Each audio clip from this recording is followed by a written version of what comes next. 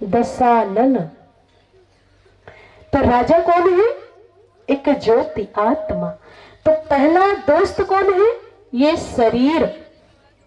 पहला दोस्त है राजा का शरीर। शरीर ने क्या कहा? तुम कल के जाने वाले तो आज चले जाओ, लेकिन हम तुम्हारे साथ नहीं जाएंगे। और राजा सबसे ज्यादा किसको चाहता है? पहले दोस्त अर्थात शरीर को। हम सब अपने शरीर को कितना प्यार करते हैं। कोई हमसे कहेगा कि हमको बुखार है, तो आप कहोगे हाँ होगी। कोई आपको कहेगा मेरे हाथ में बहुत दर्द है, आप कहोगे हाँ होगी। लेकिन खुद को होती है तब तुरंत डॉक्टर के पास। तो ये शरीर को हम सब अपने कितना प्यार करते हैं, और यही जो शरीर है ये हमारे साथ नहीं चाहता। दूसरा जो दोस्त है वो कौन है? पैसा, पैसे, धन, चीज, वस्तु। दूसरे दोस्त ने क्या कहा था? क्या कहा था? तुम यहां गए, मैं दूसरे के पास चला जाऊंगा। तो हम लोगों के पास जो कुछ भी है, जो कुछ भी है वो दूसरे के पास चला जाएगा। तीसरा कौन? तीसरा दोस्त कौन है?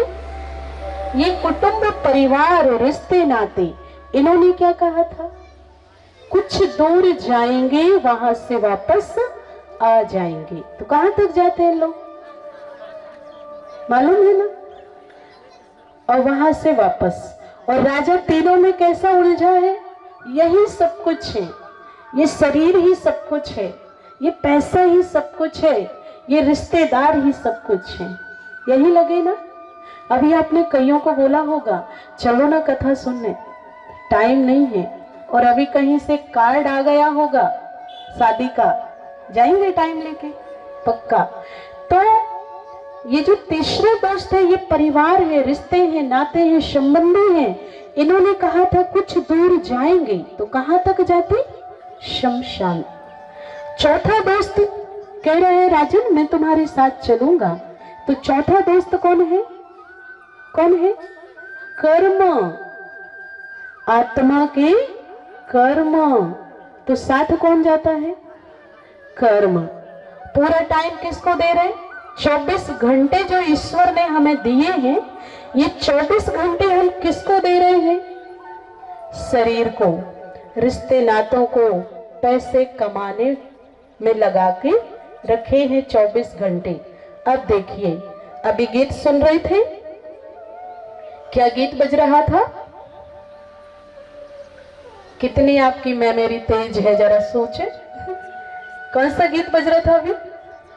रचा है सृष्टि को जिस प्रभु ने, वही ये सृष्टि चला रहे हैं।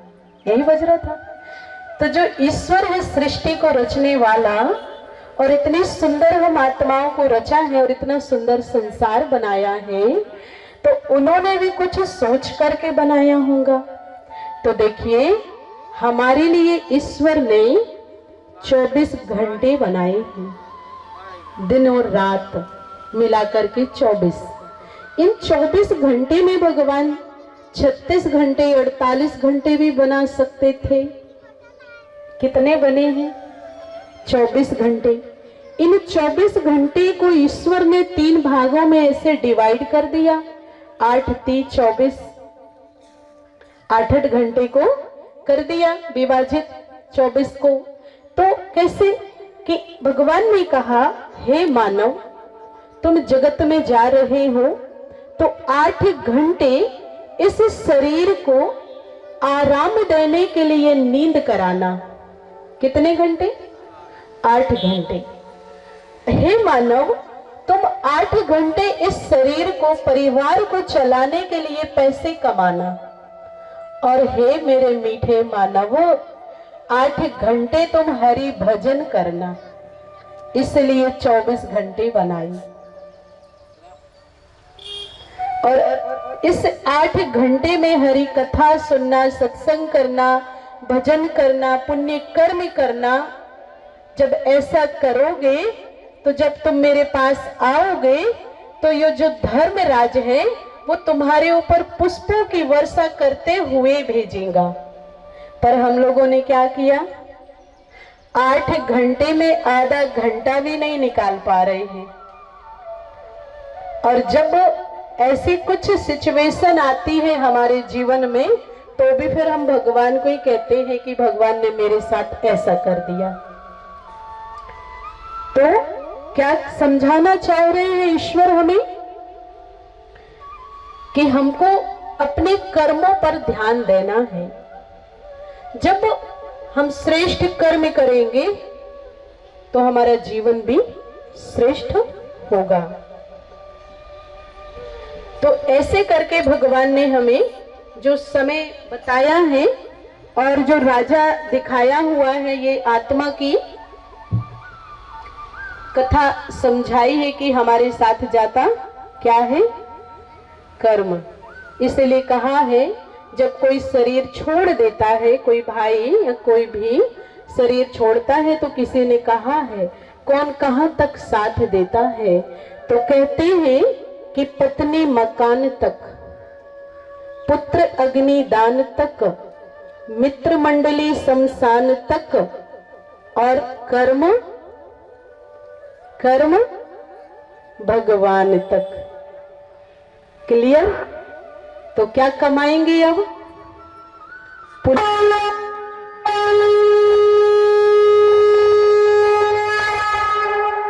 पुण्य की पूंजी जमा, हर जगह कहा है कर्म ही पूजा है। श्रेष्ठ स्थानों में लिखा रहता है कर्म ही पूजा है। गीता में भी भगवान ने कहा है कर्म योगी बनो, कर्मण्येवाधिका रस्ते मां फलेषु कदाचना। हे अर्जुनो, कर्म करो, फल की चिंता मत करो, कर्म अच्छा करो। तो कर्म के ऊपर फोकस दिला रहे हैं भगवान। कहते हैं कर्म योगी बनो, श्रेष्ठ कर्म करो। क्यों? क्योंकि सदियां गुजर गई, जिन्होंने जैसा कर्म किया है, जैसे कैकई, मंथरा, रावण, कुंभकर्ण, कंस, जितने भी ये हम नाम सुन रहे हैं, देख रहे हैं, सदियां गुजर गई हैं। आज तक कोई माता पिता अपने बच्चों का नाम, बेटी बेटा का नाम कैकई मंथरा नहीं रखते, लेकिन काम आज भी हो रहे हैं, कोई मंथरा का नाम नहीं रखता, लेकिन काम आज भी मंथरा का करके अनेकों के घर को तोड़ रहे हैं। तो भगवान कह रहे हैं जब नाम नहीं है मंथरा का, तो उसका नामो निशान भी खत्म कर दो। मंथरा नहीं, ऐसे प्रभु श्री राम को कहां पहुंचाया, ऐसे ही है ना। तो समझ रहे हैं ना, किसी की सास बहू की बहुत अच्छी बन रही है, कोई मंथरा बुद्धि आती है, उस घर के दूर कर देती, उस घर को। हो रहा नहीं हो रहा? आज तक हम देख रहे हैं रावण और होलिका को आज भी जलाया जा रहा है, और जिन्होंने श्रेष्ठ कर्म किए हैं आज भी उनकी पूजा हो रही है। तो पूजा नहीं तो कम से कम हमारा सम्मान तो हो, हम ऐसा कार्य इस संसार जगत में करें। इसीलिए कहा, भगवान कहते हैं कैसे कर्म करना है।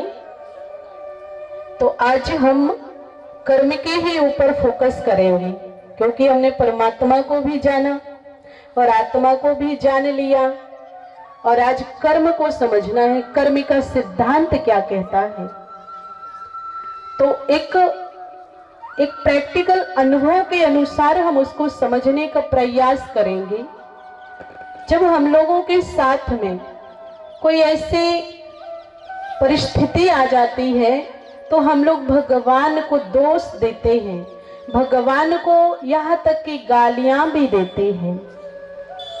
तो आज हम समझेंगे कि भगवान हमारे साथ गलत करता है या हमारे कुछ कर्म गलत है। देखिए, एक बार क्या होता है, कुंभ का मेला लगा हुआ था। कुंभ मेले में एक बुजुर्ग दादाजी थे। उन्हों को भी इच्छा हुई कि मैं इलाहाबाद जाऊं और कुंभ मेले का आनंद लूं, स्नान करूं। तो वो जो बुजुर्ग दादा हैं, उनके घर में कोई भी नहीं है, वो एकदम अकेले हैं। और वो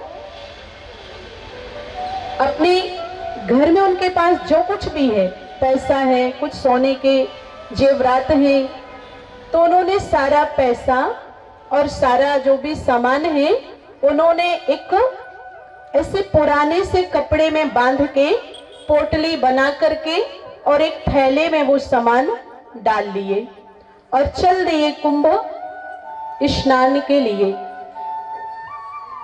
जब वहां पहुंचते हैं तो वहां पर कुंभ में इतनी अधिक भीड़ है, आपको मालूम होगा कि कितनी भीड़ होती है। इतनी अधिक भीड़ है कि बुजुर्ग जो दादाजी हैं, उन्हों को गंगा जी के तट पर जाने में बहुत दिक्कत हो रही है। तो उसके मन में आया, क्यों ना मुझे कोई एक युवा मिल जाता, कोई अच्छा सा व्यक्ति मिल जाता जो मुझे स्नान करा देता। तो जैसे थोड़े आगे गया दादा, तो वहां एक युवा भाई जा रहा था। उन्होंने कहा, बेटा मुझे स्नान करा दो। तो उसने कहा, जरूर, इतना पुण्य तो हम अवश्य कर लेंगे यहाँ। और दादा का हाथ पकड़ा और भीड़ से धीरे धीरे धीरे यमुना गंगा जी के तट तक ले गया। अब सीढ़ियों के ऊपर उसने कहा, जाइए दादा, आप स्नान करके आ जाओ। और दादा ने क्या किया, अपना जो थैला है और डंडा है घाट पर रख दिया और वहीं पर वो भाई, वो युवा बैठा है। अब घाट में भीड़ इतनी है कि दादा को स्नान करने में 1 घंटे 2 घंटे बीत गए। जब 1 से 2 घंटा लग गया और नीचे सीढ़ियों से उतर करके गए, तो 2 घंटे में वो वापस होने के पहले इस भाई के मन में आया। वो युवा कहता है, ये बूढ़ा ये थैला में रखा क्या है, जरा देखो तो सही, अभी तक नहीं आया, मैं देखते देखते थक गया। तो उस युवा ने वो थैला खोला तो उसमें कुछ उनके घर के जेवरात और कुछ नोटों की गड्डी थी। तो उसका तुरंत मन बदल गया और थैला लेके गायब।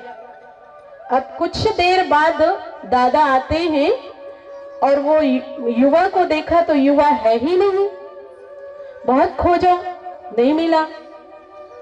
तो दादा के बहुत अंदर में दर्द, तकलीफ, टेंशन बढ़ने लगी और वो रोने लगे, हाय मेरा डंडा, हाय मेरा थैला, हाय मेरा डंडा, हाय मेरा थैला।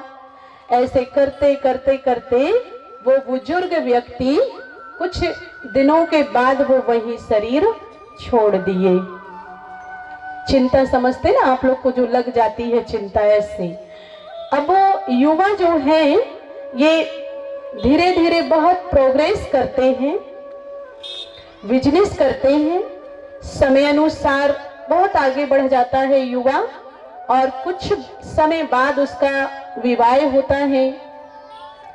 कुछ समय के बाद में उनके घर में एक पुत्र रत्न की प्राप्ति होती है। जब तक बहुत आगे बढ़ जाते हैं, बहुत संपन्नता आ जाती है। एक ही बच्चा, आजकल का समय फैशन है, एक ही बच्चा हुआ और इन्हें इतना अच्छा पढ़ाया लिखाया और वो बच्चा पढ़ लिख करके सरकारी डॉक्टर बनने के स्टेज पर आया। तो आप सबको मालूम है, जब भी सरकारी नौकरी लगने के पहले हमारा हेल्थ चेकअप होता है, शरीर का चेकअप होता है, कोई बीमारी तो नहीं है। तो देखा, जिसने पैसा लेके गया था वो बहुत बड़ा बिजनेसमैन बन गया, उसके घर एक पुत्र हो गया, पुत्र बड़ा हो गया, डॉक्टर बनने लगा और अब उसको शरीर का चेकअप हो रहा है। तो उस बच्चे के ब्रेन में ट्यूमर आता है। यहाँ पर एक समझते ट्यूमर ऐसे। तो उसने कहा मेरा एक ही बेटा है, तो क्यों ना मैं अपने इस बच्चे का ऑपरेशन अमेरिका में कराऊंगा। तो बहुत सारा पैसा इकट्ठा करता है, जितना बिजनेस में कमाया है अमेरिका ले जाता है, ऑपरेशन करा के लाता है। कुछ दिन बाद फिर वही कंडीशन। अब जितने घर के जेवर हैं वो सारे बेच करके फिर ले जाता है।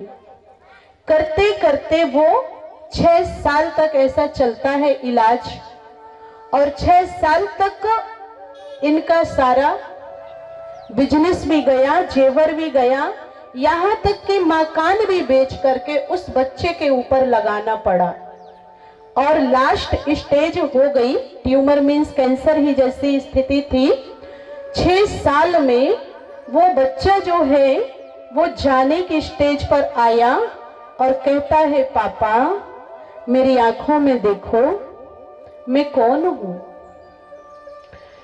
तो जैसे देखा बेटा ऐसा क्यों कह रहा है, पापा मैं वही कुंभ मेले वाला बूढ़ा जिसका तुमने थैला लेकर आए थे। आज मैं तुम्हारे 10 लाख रुपए सूद समेत ब्याज सहित लेकर के जा रहा हूं, टाटा बाय बाय। समझ आया? अब क्या होता है, अब जो मोहल्ले पड़ोस वाले हैं, गांव वाले हैं, भगवान को गाली देते हैं। बहुत खराब है भगवान, इतना दुष्ट है, किसी की तो खुशी देखे ही नहीं जाती उससे। देखो तो सही, बेचारे का इतना सुंदर धंधा बिजनेस चल रहा था, इतना अच्छा बेटा था, वो छीन लिया। देखो उसकी पत्नी पागल हो गई, डिप्रेशन में आ गई। देखो वो गांव गांव में भटकने लगा। कितना खराब है भगवान, बहुत बेकार है। कौन है भगवान? क्या कहेंगे? भगवान है कर्म। बताया था ना कल, लोभ की गांठ को भी। तो ये है कर्म का सिद्धांत। इसलिए कहते हैं, क्या कहते हैं, ऐसे कर्म करो। जैसे यहाँ एक बताया ना, कर्म करो ऐसे भाई जो पड़े न फिर पछताना। इसलिए कहा है कर्म तेरे अच्छे,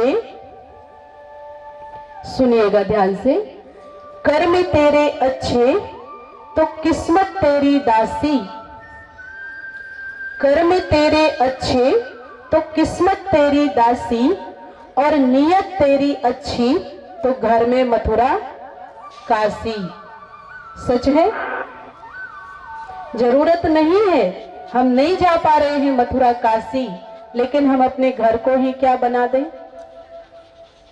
मथुरा काशी। कर्म ऐसे करके तो हमें देखा ना हमारे साथ क्या जाते हैं, कर्म जाते हैं। इसलिए किसी पे ध्यान दो ना दो, किस पे दो, कर्म में दो। अब होता क्या है, जैसे कई संसार में उल्टे कार्य करते हैं और बहुत प्रोग्रेस करते हैं, आगे बढ़ते आप सब देख रहे हैं संसार समाज को। तो उन सबको देख करके हम लोगों को ऐसा लगता है कैसा संसार है, कैसे लोग हैं जो अनीति करते हैं, अधर्म करते हैं, वो बहुत आगे जाते हैं। जैसे मैं स्पष्ट शब्दों में बता दूं कि अभी जैसे एक मोदी जी के द्वारा गरीबों को मकान बनवाने वाले जो पैसे निकल रहे हैं, तो वो जैसे कि 2.5 लाख रुपए देते हैं, तो बीच वाले क्या कर रहे हैं, उधर तक पहुंचाते पहुंचाते बेचारों को 1.5-2 लाख ही मिलते हैं और बाकी उनके जेब में जा रहे हैं। फिर अचानक से उनके जीवन में जब ऐसी घटनाएं आती है तो भगवान को दोष देते हैं। जब गवर्नमेंट हमें फुल पेमेंट दे रही है तो दूसरे का हिस्सा लेंगे तो क्या होगा, क्या होगा, पहले का एक जमाना था, पहले के जो मंत्री थे ऊंचे ऊंचे पदों में थे, जैसे कोर्ट में, कचहरी में, कई जगह में, उन्हों को जब ऊपर से कोई पैसा देता था काम बनाने के लिए, तो वो हमेशा यही कहते थे, हमको ये पैसे नहीं चाहिए, हमारे बाल बच्चे हैं, अगर हम ये बद्दुआ वाला पैसा लेंगे तो हमारे घर में कलह क्लेश आएगा। और आज का जमाना है, कहते हमारे बाल बच्चे हैं, क्या खाएंगे, जबकि गवर्नमेंट पहले से ही दे रही है। तो ऐसा अगर कहीं हो रहा है तो इससे भी बच जाए, क्योंकि जब कर्म सामने आता है तो कोई हाथ नहीं देता। और इसलिए भगवान कहते हैं, प्राणी तेरे पुण्य का, प्राणी तेरे पुण्य का जब तक है भंडार, तब तक सब माफ है, चाहे गुनाह कर ले हजार।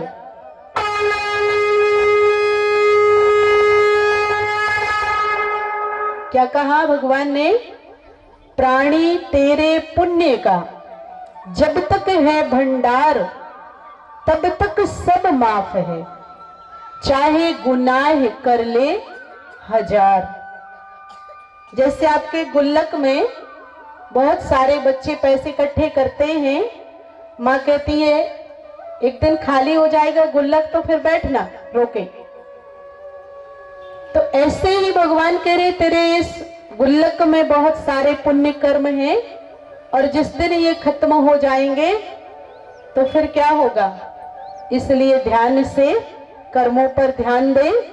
इसलिए कहते हैं, धर्म कर्म निश्चित करो, धर्म कर्म निश्चित करो, सुनो समय पुकार, और जग में आए किस लिए, जरा करो इसका विचार। किस लिए आए हैं जग में और कर क्या रहे हैं। तो ऐसे भगवान हमें कर्म का सिद्धांत बड़े सुंदर शब्दों में बता रहे हैं, और गीता में भी यही कर्म का दिखाया है कि जो जैसा करता है। इन दुर्योधनों ने, कौरवों ने कैसा किया, तो लास्ट में 100 के 100 थे, लेकिन एक भी नहीं बच पाए। आपने देखा रावण ने भी अधर्म किया तो क्या हुआ, सब